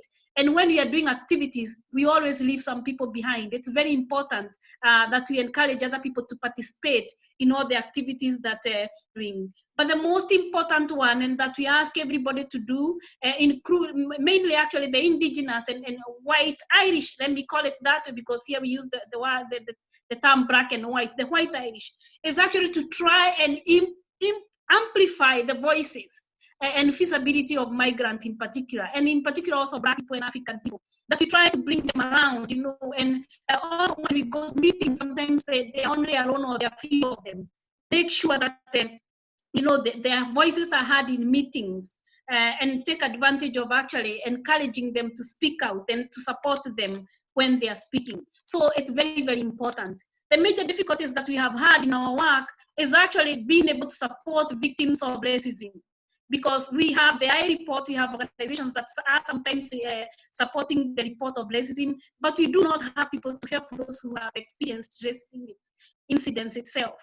And we saw, for example, in 2010, because I was there when the young man Toyosi was killed in Terrace Town, and the young people were actually looking for support, and it was very difficult. The same Gadi they went to, they started questioning them and actually, asking them about their residency rate and all those kind of people. We need to be able to support people who witnessed this attack and also people who experienced this attack as well. We need to be able to establish these. People also need legal support on how they can access justice, because it's very important that everybody access justice to what has happened to them, and the person who have actually taken their right or attacked them, being brought to face the court, or to be actually to ensure that the person anyway get the justice. Education and awareness is so much needed, because we need to have a holistic approach to be able to address racism. We cannot only use the law. We are hearing from Niall that it has taken so long for the state to be able to implement these policies and to work on these policies. So we need to do a lot of education and awareness raising. We know there are a lot of issues in school, for example. The curriculum and the books that are still in school, they talk, for example, about Africa as, very far away, where poor people, are struggling and all these kind of things. Yes, there might be people struggling and poor people as well. We also have poor people in Ireland. At least maybe our books can paint a better picture of where people are coming from. We also need to reflect this diversity of people living in Ireland in our schools, in particular having assistant teachers from migrant background and also from the African background at the same time. So we really need to do a lot of work and to campaign for this to happen. We need better monitoring and reporting of racism to be able actually to ensure that racism is taken seriously. But all of us, what can we do? Allyship can change lives, and actually everyone can be an ally. So every one of us listening today and wherever they are, they can be an ally to be able to combat racism. Why? Because you're hearing we only have one race, and we cannot continue to allow this quality explanation to go on without being challenged or without being brought to an end. We, as I said earlier, education, raising awareness, and transforming the society way of thinking, engaging, dialoguing, embracing diversity and actually having conversation through food, through culture, through music is a way which is very important. And also through sport, because I know there are some people who actually work through sport. Sport is very, very important in embracing diversity as well. But the most important and the one thing that I want actually to leave it with you on where Akidwa want to move is actually forming strategic alliance. We do not have NCCRI anymore to be able to monitor, to be able to deliver training. We do not have them actually to be able to even support the victim. So as a society, as a community, as an Irish society, because racism is a societal problem, we have to be able to set this strategic alliance to be able to help. And this strategic alliance itself will actually look into what, for example, the NCCRI was looking into. And this is the issue of supporting the victim, which is very important in terms of providing legal, but also in that individual support, because when an act of racism happens, whether it's verbal or physical, it's very actually, it creates fear, and it actually makes the person not even want to move or to talk or to do anything else, because it's an experience which is not good. So we really need to establish on how we can support the victim, whether we have helplines, but also apart from the helpline, that individual support, talking to the person and talking them through to be able to overcome. One thing I've actually been telling people in these webinars, because we've heard so many 25th of May when George Floyd was killed, is that it's not good to keep on asking people about their experiences, because you also trigger their trauma. So it's very important that we have a backup to be able actually to support them when they speak out. And so we also need legal support, and this strategic alliance can provide legal support. We have groups and organizations that have legal services. For example, we have FRAC, who actually provide legal support. We really want to welcome them to be able to work with Akidwa and other organizations to be able to support victims of racism in a meaningful way. We also need to be able to coordinate our work to ensure that trainings are going on, whether it's from schools, because the training should not actually be in primary schools and secondary schools. It should start in crèche. And before, back in 2000, 2001, I was delivering training. We had actually developed training in Akidwa, understanding racism and its impact into the society, which actually we gave to crèche teachers, because at the time, 1 in 4 children were of mixed background. So what are we teaching our children? That we will not treat them right, and yet we are mixed. People have actually intermarried and they have mixed up. So when you actually cause of a racist to a child like that, you are doing it to yourself, because this is a society that we have now in Ireland. And so this training is so much needed into all levels, to the employers, and to organizations, because remember I asked you to look into your implicit of biases, because we are all very biased and we have attitude, we have prejudices, including myself and including all of us, that we should be able to weigh them moving forward. And then, the whole idea of reporting and how racist incidents are actually reported. So we've been actually looking at this from a Akidwa point of view. For example, we had training that we had developed before, understanding racism and its impact into the society. How do we move beyond talking? Many people are asking us, how can we get training? We need to actually talk to people and raise awareness about different cultures, and also embracing different cultures, because different cultures have they have something strong about it, and it's important to have this diversity of way of doing things, whether it's in music, whether it's in food, whether it's in the way that we behave and the way we carry on, that we have different ways of reacting to things and different way of behaving, because we come from different diverse background, and each and everybody should be embraced rather than being excluded. So Akidwa is hoping to work with other organizations, like I've said, in this strategic alliance, and we have already spoken to some of the organizations. We've been talking to ICI, and some of the organizations actually have this to be able to implement some of the services. I'm saying it's very important to get the government, and government are very, very important. But each and every one of us has the responsibility to challenge and combat racism. So it's actually not pushing it to organizations, to the government, to one organization that can do to Gadi or anybody who can be able to do something about it. It's about each and every one of us taking responsibility. And in Akido, our responsibility is actually working with others in this strategic alliance. And some of the people are coming on board and will be approaching more to be able to advance and move forward. So really that's what I have. And I had seen somebody who questioned, because I sent a message that we should develop a strategy for people of African descent. I want to say that I spoke about the Durban Declaration in 2001. And one of the things that came out of that was that in 2015, all the governments of the world were asked to be able to implement a strategy, or to be actually able to implement actions that will support people of African descent, because they continue to suffer wherever they are worldwide.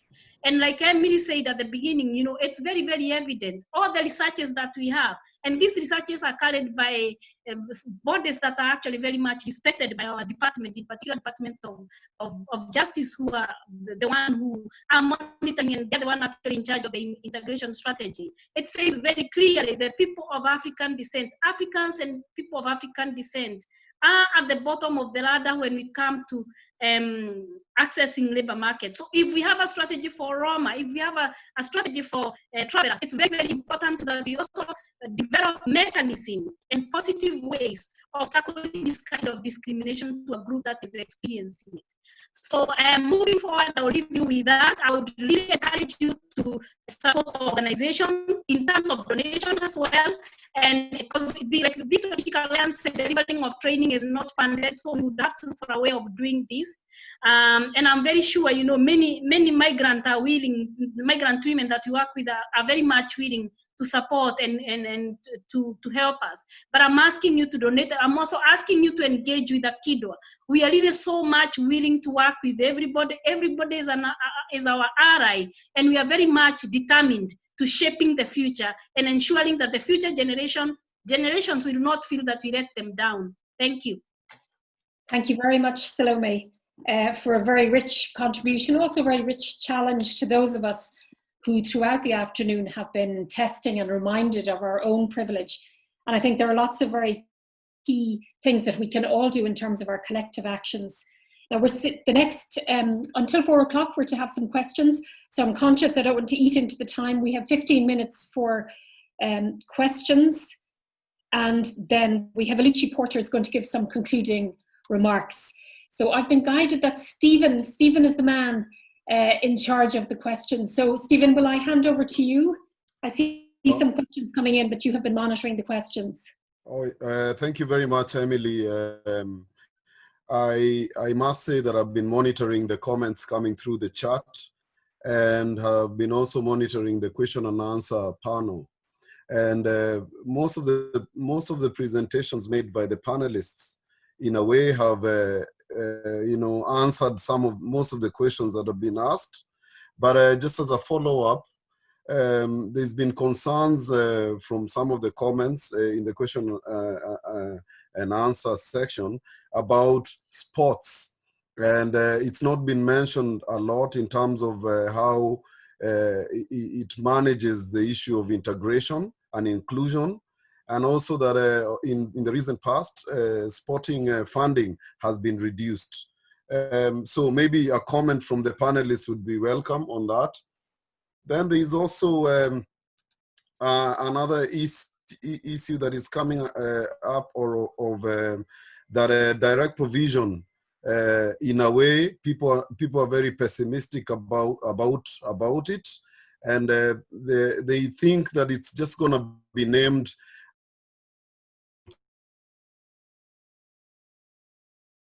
ground to just dismantle it and have a new system altogether. About information, people also are concerned about the use of hate speech and hate crime. They want to understand what's the relationship, or what is the difference between hate speech and hate crime. And then a very interesting question about how can families, especially how can Black people moving into Irish families or white families help the new families in understanding racism and how to properly use their families as allies. I think that is almost, that summarizes most of it. Other than that, most people have been commenting and just saying that this was an excellent contribution from all the panelists. You know, we have, as you can see through the chat feeds, that people are really appreciating what has been said, and they relate with the issues that have been presented. Over to you, Emily. Thank you very much, Stephen. I might just not comment, but really by way of information, just to say to people that the direct provision and the responsibility for direct provision currently lies with the Department of Justice and Equality in Ireland. And that is moving to, you heard Ivana Bacik, Senator Bacik, refer earlier to the new Minister for Disability, Equality and Children. And direct provision, the responsibility for direct provision, will be moving to that department. So in terms of any activism or advocacy and lobbying around direct provision, it's certainly that new department will be very key. I thought it might be useful also to mention the University of Limerick, for anybody that's interested, has done incredible work in terms of the question of the difference, or understanding the difference between hate crime and hate speech. And they have lots of resources on their website. I am absolutely no expertise at all on sport, so I might look to the panel to see if anybody has any particular information that would be useful to share on the subject of sport and racism. You can put up your hand. I don't know if Ken is with us this afternoon. Sorry, have great expertise in this area. Niall, thank you very much. No, I don't have great expertise in sport, but I do know the good work done by Sports Against Racism in Ireland, all right. And I think it is an important arena. For two reasons. One, it's an important arena for interaction. So it's important that sports has its own house in order. And then I also think it's actually an important cultural actor, that it's an important voice in society, and it does shape discourse and how we talk about things. So I think sport has contributions to make and needs to be supported to make those contributions. The other point to make is around direct provision. I think it's a really good point. You know, it goes back to the point of what we don't want. We don't want direct provision, and we're very clear about that, but we're much less clear about what we do want. And we really do need to establish what we do want and to articulate that now, or we will just get a renaming of direct provision. I agree. I think I may have seen Nick Henderson's name coming up, joining us, but I know certainly the Irish Refugee Council have done considerable work and research in this area. So that's another website that may be of value to people in terms of what we want instead of direct provision. I was also very struck, there's an awful lot of information that has been shared today, not least the tips from, whether it's Ivana as a legislator, from Niall in terms of civil society and advocacy. Then Salome, you spoke very specifically to those of us who are in a position of privilege, who need to look very carefully at our contribution and what we can do. And obviously there's follow-on work. So it is not for me to do that, but perhaps the best person that I can hand over to now is Oluchi. For those of you who don't know Oluchi Porter, Oluchi is currently working in Oxfam as a humanitarian project officer. And she has a lot of experience, both professionally and in voluntary experience in community development on social justice and equality. And Oluchi has the very difficult task of making some concluding remarks to what has been a very rich session. So I'll hand over to Oluchi. Emily, just before Oluchi, just on the question and answers, yes. Maybe I would point out to the panelists to check on the question and answers and see there's some comments coming through even after this, and just see what would be answered in terms of a typed answer, and just have a bit of that response to the attendees. Okay. Thanks, Stephen, for that. Okay, over to you, Oluchi. Thank you, Stephen and Emily, and to all of our speakers, to Sharon, to Ope, to Mehdi, to the Senator, and to Niall for leading us and sharing your insights and expertise. You're right, Emily. I'm so glad you mentioned it. It's not an easy position. So much has been said. There's been such a depth of information and a wealth of knowledge shared. And I think that it's been a real pleasure today to learn from a collective of people with such diverse backgrounds. Just again, to particularly to Ope and Sharon, I really, and Mehdi, I really appreciate your testimonies. I understand all too well what you mean when you say microaggressions, the need for a culture shift in Ireland, and about, you know, how strangers can deny your identity with just a few words, but where are you really from? And Ope, I will certainly be checking out your podcast. And as we know, I think that any initiative that we take moving forward to dismantle racism must be built on recommendations, on the input of people with lived experiences of racism and discrimination in Ireland. As we say, nothing about us without us. Emily, I was really happy to start today's discussion with the important acknowledgement that racism is alive and well in Ireland.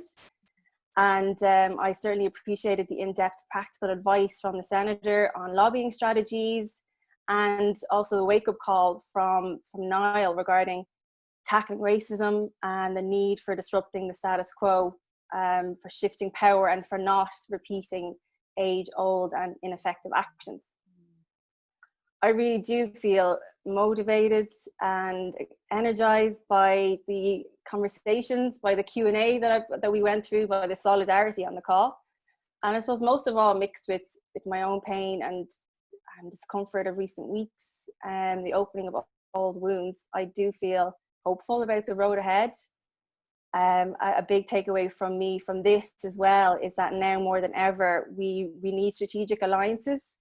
And it's so important in helping us to move beyond reactions and to really look, and I really look forward to working with everybody. I think for Black people, for people of colour, there is a certain bond that forms over the pervasive anti-Blackness that we experience in society and indeed the world over. And we're now saying that enough is enough. We can no longer live like this. And Salome, you've touched on it yourself, and we've seen it in the chat box. This is really emotional labour, and that I think we should only engage and join discussions and share at our own pace in a way that's safe to do so. And I really encourage people to reach out to Akidwa, to other organisations, to your own networks for support as we move through this journey together.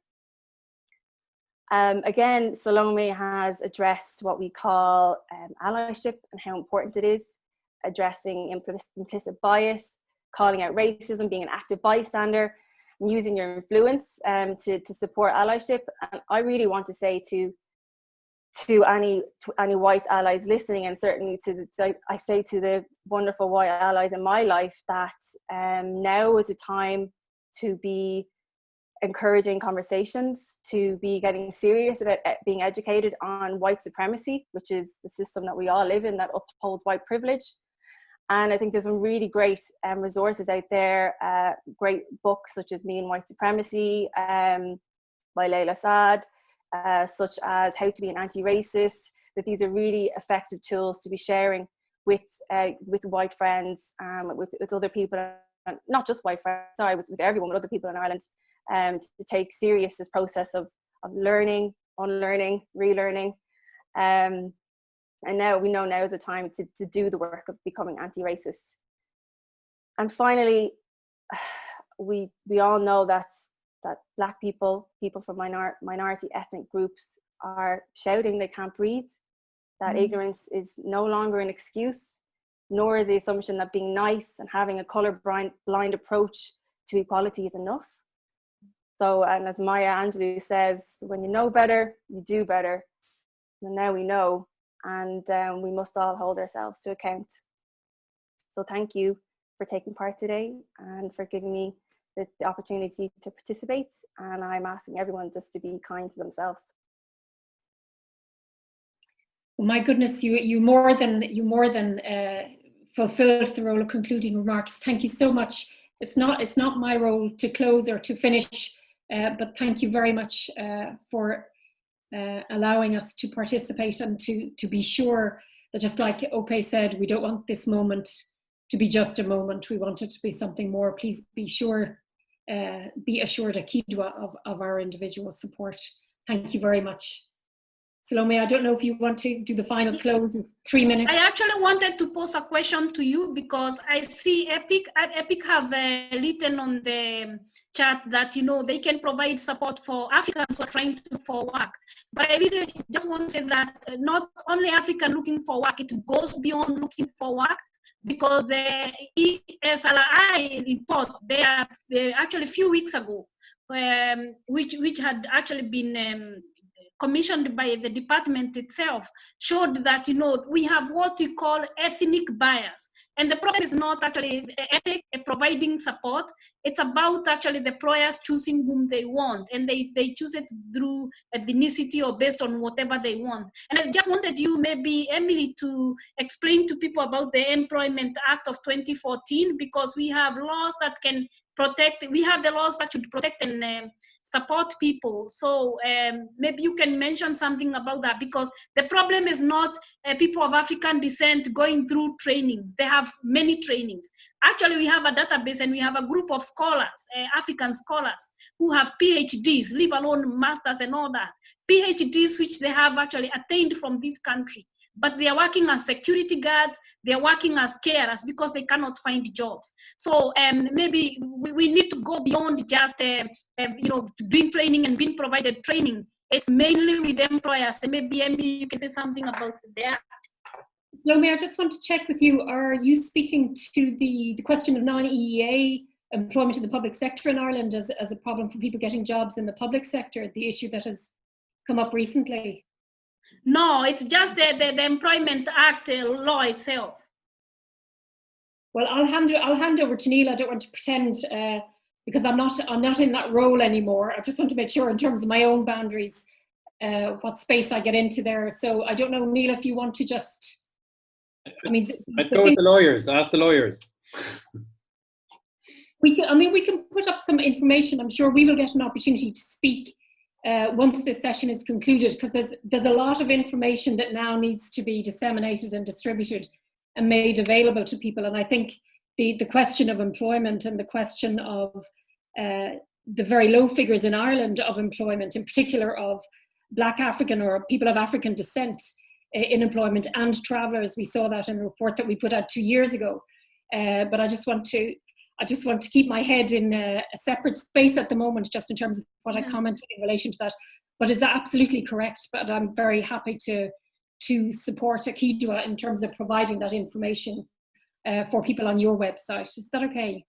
Yeah, that's very much okay then, Emily. But just to tell everybody that we have the Irish Human Rights and Equality Commission, and people actually should check the website. I'm a commissioner, I sit in the commission myself.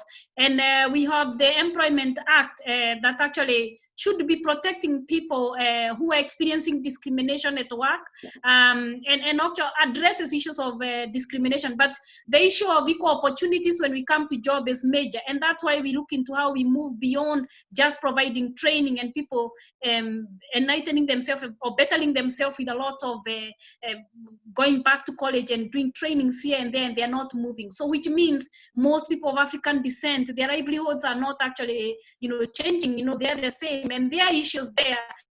And the big issue that is presented actually in Ireland, or what we call our country now, is what will happen to the second generations and future generations of people of African descent.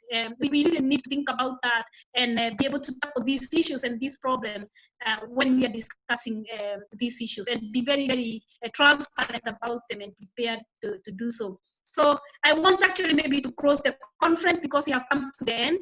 I want to thank our chair, Ellie. Thank you so much. Again, you've been our ally for a long time. The time we have known you actually almost, over 10 years now, and you've always been there to help us, with the monitoring and or really chairing, or when we didn't need your support, you're always there. I want actually to thank Niall, to thank the two young people, Sharon and Obe, the two of them, in particular, Sharon would have been her first time to speak about these issues. And also to actually thank Mehdi and Oruchi and Senator Ivana. Senator Ivana actually was the person who introduced me to how legal system works here in Ireland, because we had to work on the whole issue of female genital mutilation. And I remember going to the door and saying, if I want to become anything in this country, I want to become a senator, because they talk about business, you know, they talk about laws and how things can be changed. And I'm telling you the truth, I have spoken with Ivana before about the issues of the hate crime. And we are going not only to work with Ivana, we are going to work with most of the politicians or those people who are in a position to make change or to influence change. So it's a very hectic journey for us. And that's why we need strategic alliance, we need allies, and we need everybody on board. I would like to thank Oruchi, and actually even going to my own team, you know, because we are team Akidwa. Katie has been the girl behind the IT, and she's done actually very well in organizing this and sending emails to over 360 people who had registered for this conference. We also have Stephen, who have actually been helping us quite a lot with questions, but Stephen worked with us on men on sexual and gender-based, sexually productive health, sorry. We also have Sharon. Sharon has been volunteering with us as well. And we have Annie, I don't know whether Annie is online, and Caroline as well. We had actually a good group which has been helping on this. And I would not like to forget about Siona Cahill. Siona actually just came to rescue us, and she helped us quite a lot in communication and the way we raised awareness of this conference. So I really want to thank her, because she had her work on top of this and she did very well. But again, it's to everybody who have attended this conference. It's to everybody who is willing to take actions. It's to everybody who don't take offense when they are told to check about their prejudices and their biases. And that like we take it seriously in moving forward, in living in a society that is integrated and where everybody is treated with respect and dignity. So thank you, everybody. And until next time, please follow us on Twitter, follow us on our Facebook, donate to our work, and in particular the Strategic Alliance work. And you can do all that through our Facebook and website. And we look forward to working with you, not only actually stopping what we are discussing now, but is taking this conversation beyond talk and now looking into actions. So thank you, everybody, and I hope I've not forgotten anybody. If I have, please forgive me. Thank you, and God bless you. Thank you.